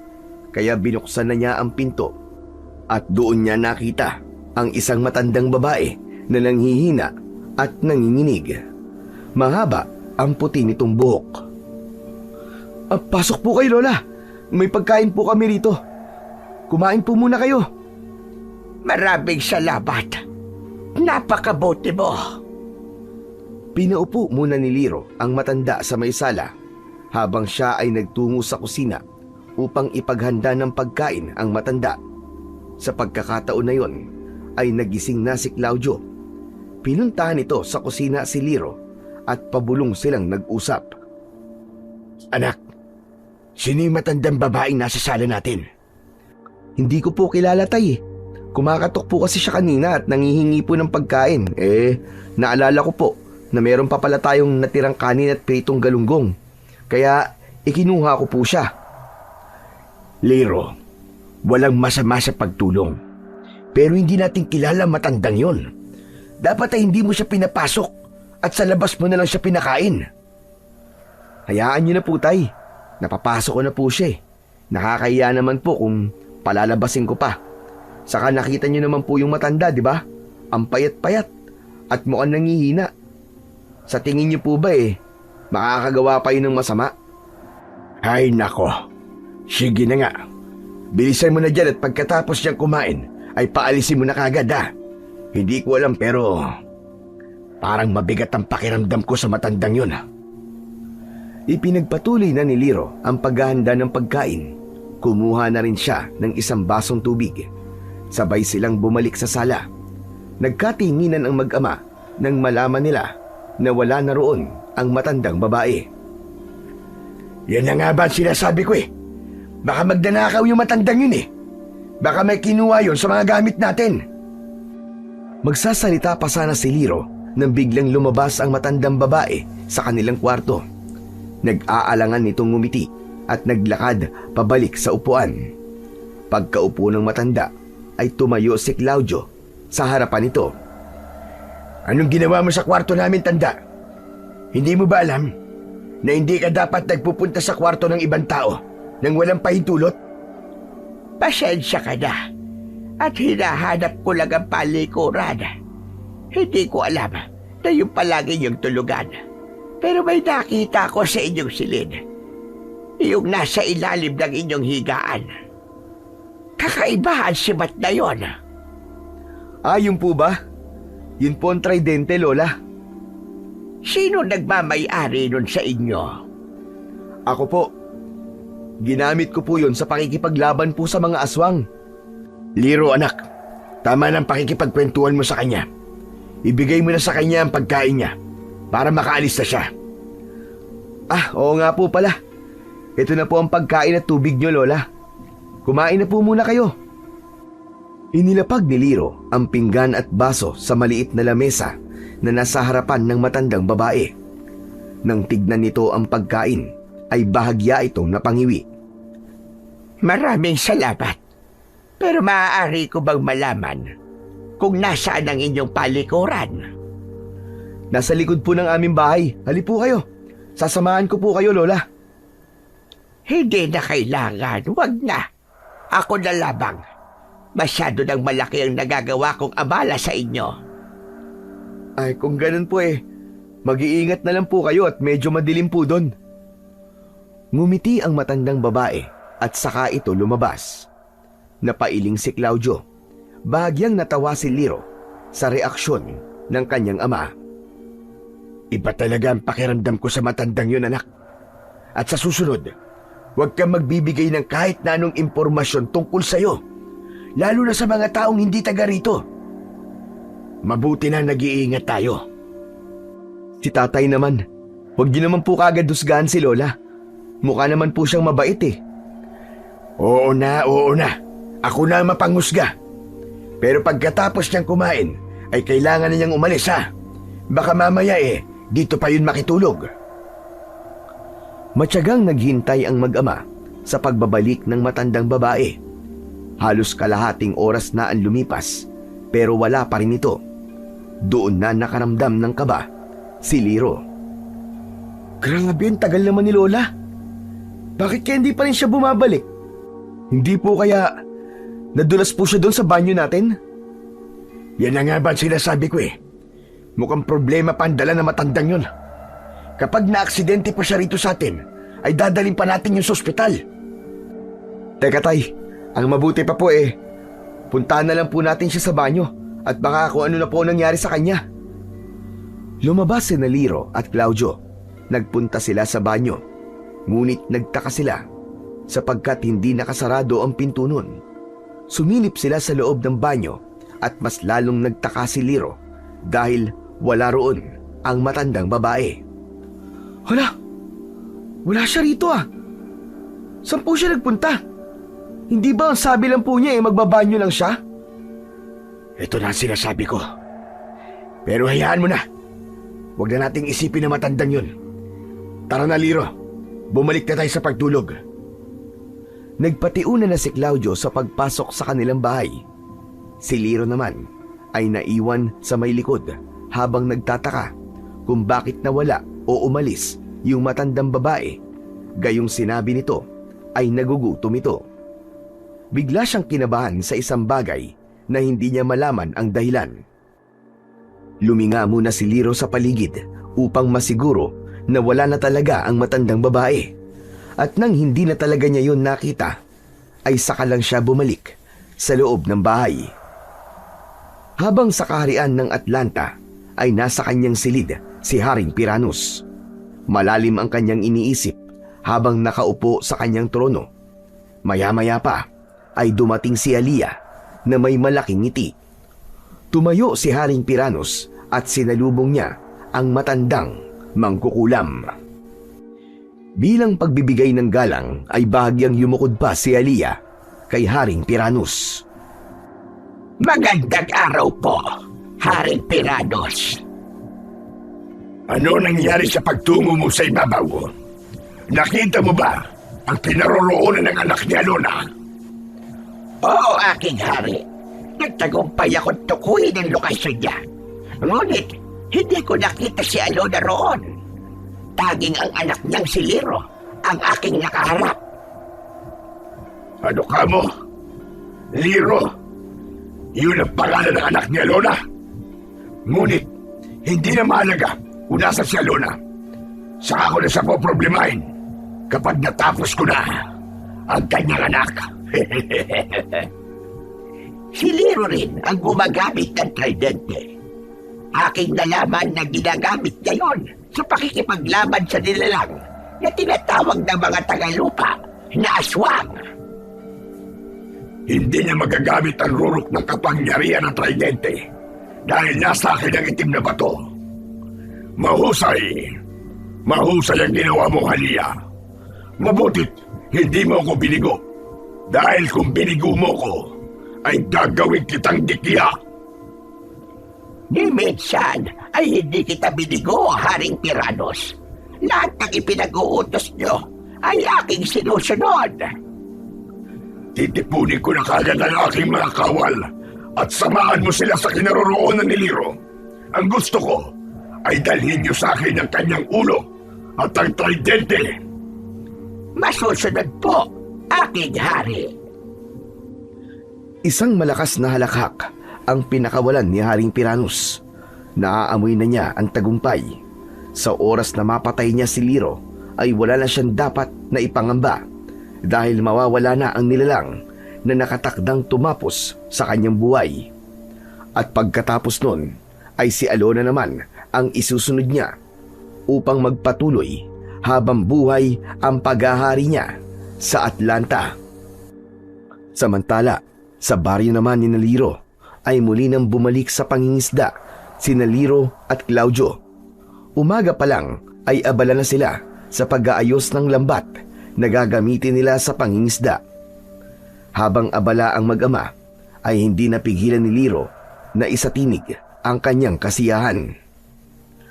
Tay, sobrang saya ko po. Sa wakas po ay nakabalik na po tayo sa normal nating mga buhay. Wala na ang mga aswang at mukhang hindi na talaga sila babalik dito sa baryo natin. At yun ay dahil sa iyo, anak. Natakot ang mga aswang sa kapangyarihan mo at ng tridente. Naisip ko po tuloy na baka alam na po ni nanay na mangyayari to, kaya iniwan niya po sa atin ang tridente. Yan din ang nasa isip ko nung umaatake ang mga aswang. Kaya hinayaan kita na gamitin ang tridente. Matagal kong nakasama ang nanay mo, pero marami pa rin akong hindi alam sa kanya. Sana po talaga, tay. Bumalik na po sa atin si nanay. Mangyayari yan, anak. Alam ng nanay mo kung kailan siya dapat bumalik sa atin. Malakas ang kutob ko na malapit nang mangyari ang sinabi mo. Basta palagi lang natin ipagdasal ang kaligtasan niya. Napangiti si Liro. Mas lalo tuloy lumaki ang kagustuhan niyang makilala ang kanyang ina. Ngunit ang ngiti niya ay biglang nawala nang may naramdaman siyang kaba. Napahawak pa siya sa kanyang dibdib dahil bumilis ang tibok ng kanyang puso. Napansin yun ni Mang Claudio at hinawakan nito ang likod niya. Liro, anak, ayos ka lang ba? May problema ba? Hindi ko po alam, tay. Parang bigla po akong kinabahan eh. Para pong may mangyayari na hindi na naman maganda. Kung ano man yung mangyayari na yan, ay sigurado ko na magiging maayos din ang lahat. Pilit na ngumiti si Liro, ngunit ang kaba niya ay mas naging matindi.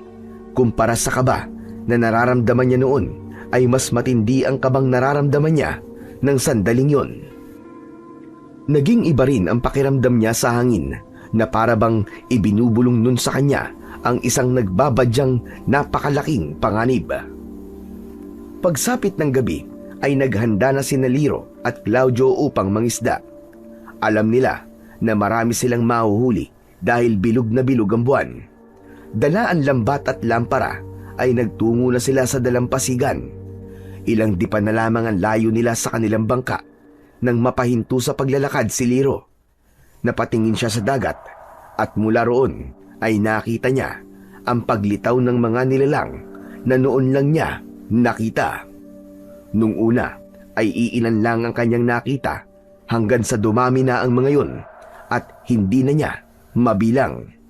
Maging si Mang Claudio ay napahinto na rin.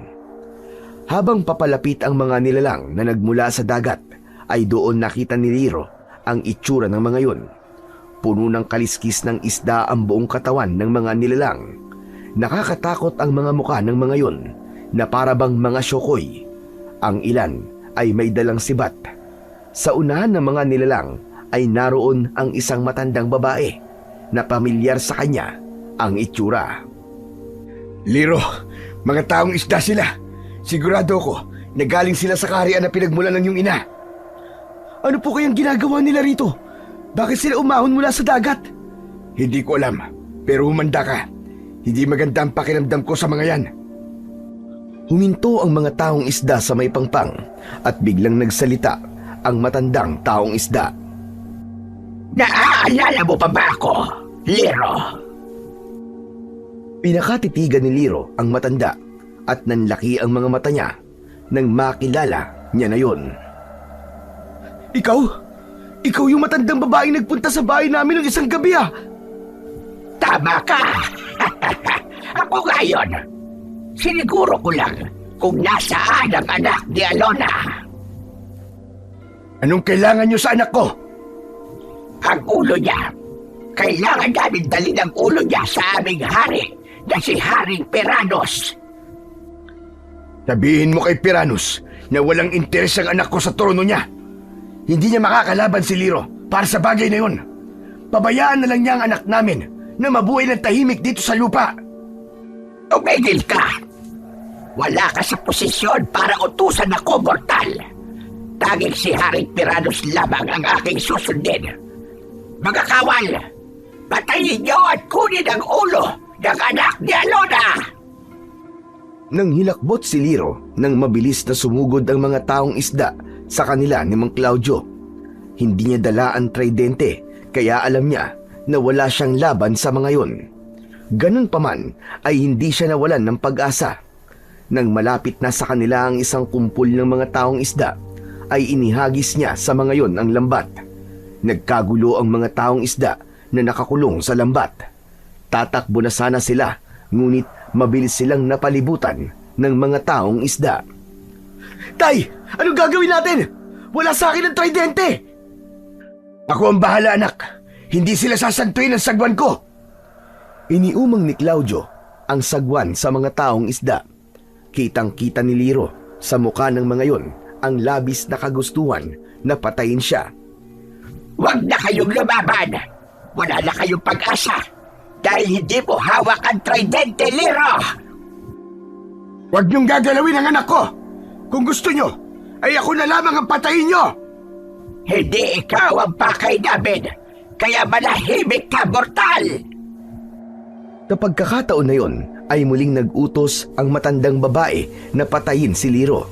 Ngunit nang aatake na ang mga taong isda kina Liro, ay isang malakas na sigaw ng babae ang umalingaw-ngaw. Tumigil kayo! Layuan niyo ang mag-ama ko! Isang asul na liwanag ang tumama sa ilang taong isda. Tinupok ng apoy ang mga yon at walang buhay na bumagsak sa buhangin. Nakita ni Liro ang isang babae na mabilis na naglalakad palapit sa kanila habang hawak ang tridente. Walang tigil na nagpapakawala yon ng enerhiya mula sa tridente. Isa-isang bumagsak ang mga taong isda na tinamaan ng enerhiyang yon. Si Alona! Ang iyong ina! Hindi makapagsalita si Liro. Nakatuon ang mga mata niya sa babaeng nakikipaglaban sa mga taong isda. Habang papalapit ito, ay nagtama ang kanilang mga mata at nakaramdam si Liro ng paglukso ng dugo. Liro! Saluin mo ang tridente! Malakas na inihagis ni Alona ang tridente kay Liro. Naging listo si Liro at matagumpay niyang nasalo ang tridente. Agad niyang naramdaman ang pagdaloy ng kapangyarihan nun sa kanyang katawan. Patayin niyo ang anak ni Alona! Hindi tayo maaaring mabigo! Sabay-sabay na sumugod ang mga taong isda kay Liro. Walang pag-aatubili na sinalubong naman ni Liro ang mga kalaban. Inikot niya ang tridente at agad tinusok ang unang kalaban na humarap sa kanya. Naglabas ng asul na liwanag ang tridente at tinupok ng apoy ang taong isda. Sunod-sunod na sumugod kay Liro ang mga taong isda, pero lahat ng yon ay napatumba niya gamit ang tridente. Wala ni isa ang nakalapit kay Liro at lahat ay pinatamaan niya ng enerhiya mula sa kanyang makapangyarihang sandata. Nang muli siyang palibutan ng mga taong isda, ay itinaas niya ang tridente at buong lakas na itinusok niya sa buhangin ang 3 patalim ng tridente. Mula roon ay may lumabas na malaalon na enerhiya na dumaan sa buhangin at tumama sa mga taong isda na nakapalibot sa kanya. Agad na tinupok ng apoy ang mga yon at magkakasabay na bumagsak. Sa kabilang dako ng dalampasigan ay nakita ni Liro ang matandang babae na taong isda. Nanlalaki ang mga mata nito at tila hindi makapaniwala sa nasaksiyan. Wala nang natirang taong isda maliban sa matandang babae. Hindi! Hindi! Hindi ito maaari! Inilabas ng matanda ang isang patalim at mabilis itong tumakbo palapit kay Liro. Sinubukan siya nitong saksakin. Malakas na hinampas ni Liro ang kamay nito kaya nabitiwan nito ang patalim. Ipinalo niya ang dulo ng tridente sa ulo ng matanda at napaupo ito sa buhangin. Tumayo si Liro sa harapan ng natitira niyang kalaban at itinutok niya rito ang tridente. Maawa ka! Huwag mo akong paslangin! Napag-utusan lang ako ni Haring Peranos. Kung hindi ko siya susundin, ay papatayin niya ako! Matapos mo kong pagtangka ang patayin, ay sasabihin mo yan? Huli na, para sa pagsisisi mo! Biglang hinawakan ng matandang babae ang tridente. Malakas nito yung hinila. Nang maagaw nito ang tridente, ay itinapon nito yun sa dagat. Mabilis itong tumayo at tumakbo papunta sa tubig para tumakas. Itinaas naman ni Liro ang isa niyang kamay upang utusan ang tridente. Umahon mula sa tubig ang tridente at lumipad yun papunta sa matandang babae. Bumaon ang 3 patalim nun sa likod ng matanda. Napahinto yun sa pagtakbo at mabilis yung nilamon ng naglalagablab na apoy. Bumalik ang tridente sa kamay ni Liro. Matapos niyang mapaslang ang huling taong isda, huminga siya ng malalim habang basang-basa ng pawis. Tinignan niya ang katawan ng mga taong isda na unti-unti nang nagiging abo. Wala nang natira sa mga yun at tahimik na muli ang dalampasigan. At sa gabing yun, naging malinaw kay Liro na walang makakatalo sa kanya hanggat hawak niya ang mahiwagang tridente. Maya-maya pa ay lumingon si Liro sa kanyang likuran. Nag-init ang mga mata niya nang makita si Claudio nakatabi ang kanyang ina. Kapwa lumuluha ang dalawa. Akala mo ay isang bata na tumakbo si Liro palapit sa dalawa. Hinawakan niya ang kamay ni Alona at hindi makapaniwalang tinitigan ito. Kayo po ba? Kayo po ba talaga ang nanay ko? Ako nga, Liro. Ako ang iyong ina. Napakalaki mo na, anak. Patawarin mo ko kung iniwanan ko kayo ng iyong ama. Ngunit palagi lang ako nakabantay sa inyong dalawa. Sinusubaybayan ko ng palihim ang mga buhay niyo. Dahil hindi ko kayang hindi kayo makita ng matagal. Patawarin mo ko, anak. Mahigpit na niyakap ni Liro si Alona. Kahit katiting na galit o tampo, ay wala siyang nararamdaman para dito. Hindi niyo po kailangan humingi ng tawad, Nay. Ipinaliwanag na po sa akin ni Tatay kung bakit po kayo umalis at yun ay upang protektahan kami. Ang importante po ay nandito na po kayo ngayon at buo na po ulit ang pamilya natin. Umalas si Alona sa pagkakayakap kay Liro. May pagkabahala na tinignan siya nito. Pero anak, kailanman na hindi matatahimik ang pamilya natin habang nabubuhay si Peranos. Hindi po ba siya ang kapatid ng inyong ama na umagaw po sa trono nito sa pagiging hari ng Atlanta? Ama ka, Liro. Wala siyang ibang nais kundi ang patayin tayong dalawa dahil tayong maigpit niyang kaagaw sa pamumuno sa Atlanta. Kailangan natin siyang harapin at paslangin. Kailangan natin magtungo sa Atlanta ngayon. Hanggang hindi natin siya napapatay, ay patuloy siya magpapadala dito ng mga kawal niya dahil desperado siyang mawala tayo. Pero hindi ko po alam kung kaya ko pong maglangoy na matagal sa ilalim ng dagat. Kaya mo, dahil anak kita. At naniniwala ko na ikaw ang makakatalo sa kanya. Oras na para tapusin ang hindi magandang pamamalakad niya sa ating mundo, anak. Lumapit si Claudio sa kanila at tinapik nito sa balikat si Liro. Sige na, Liro. Sumama ka na sa nanay mo sa Atlanta. Tulungan mo siyang talunin si Piranus. Puno ng tapang na tumango si Liro. Napagtanto niya na ang tanging paraan upang mabuhay sila ng mapayapa ng kanyang pamilya ay ang pagtapos nila kay Piranus.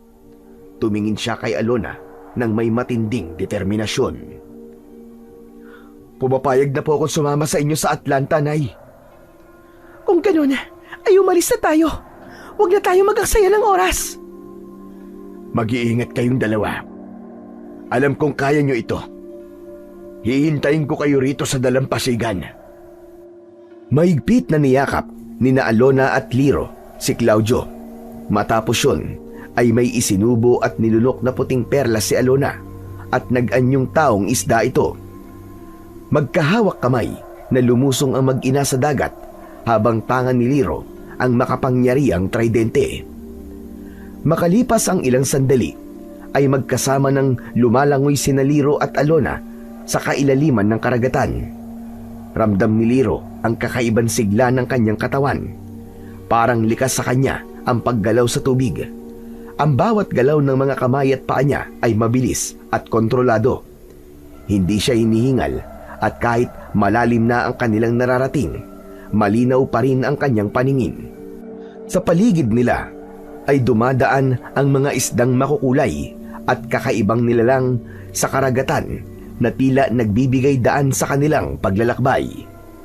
Sa paglapit nila sa Atlanta, unti-unting lumitaw sa paningin ni Liro ang malalaking istruktura sa ilalim ng dagat gaya ng palasyong gawa sa korales, kabibe at malalaking bato.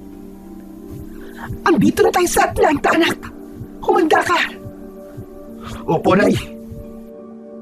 Mabilis silang lumangoy papasok sa palasyo at nagtungo sila sa malawak na bulwagan kung saan nakita nila ang isang taong isda na nakaupo sa trono. May hawak itong malaki at matalim na espada. Agad na napatayo ang taong isda na yon pagkakita kina Liro at Alona. Alona! Hindi ko inaasahan ang iyong pagbabalik. Yan ba ang iyong anak na isang tagalupa? Oo, siya nga. At siya rin natatapos sa'yo. At para sa iyong kaalaman, inubos na niya ang mga kawal na ipinadala mo. Maging si Aliyah ay patay na dahil sa kanya. At nandito kami para wakasan na ang kasamaan mo, Piranus! Tumalim ang mga mata ni Piranus matapos siyang marinig. Lumangoy ito pababa mula sa trono, dala ang isang napakalaking espada. Maigpit na hinawakan ni Liro ang tridente, habang si Alona ay hawak ang isang patalim. Biglang sumugod si Piranus sa kanila at inihampas nito ang espada kay Liro. Agad naman na sinalag ni Liro ang espada, ngunit malakas siyang itinulak ni Piranus kaya tumilapon siya at tumama ang likod niya sa malaking bato. Sumugod si Alona para harapin si Piranus. Ginamit nito ang patalim upang paulit-ulit na atakihin si Piranus, ngunit hindi ito nagtagumpay na masugatan si Piranus. Malakas na sinuntok ni Piranus si Alona sa muka. Bumagsak si Alona at dumugo ang gilid ng bibig nito. Muling bumaling si Piranus kay Liro na nakahandusay pa rin. Naglakad si Piranus palapit habang kinakaladkad ang espada sa buhangin. Tumayo si Liro at inihanda niya ang kanyang sarili sa kung anumang pag-atake ang gagawin ng kanilang kalaban. Hindi ka magtatagumpay, Piranus! Kayo ang hindi magtatagumpay. Ako mismo ang papatay sa iyo at isusunod ko ang iyong ina! Isang matinding sigaw ang pinakawalan ni Piranus at lumusob ulit ito. Sinubukan itong ihampas kay Liro ang espada, pero isinanggang muli ni Liro ang tridente. Nang magtama ang dalawang sandata, ay yumanig ang paligid. Ngunit tila masyadong makapangyarihan ng espada ni Piranus at unti-unting nabasag ang liwanag sa dulo ng tridente ni Liro.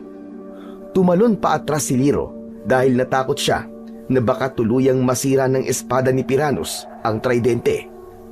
Sa mga unang minuto ng laban, Malinaw ang kalamangan ni Piranus.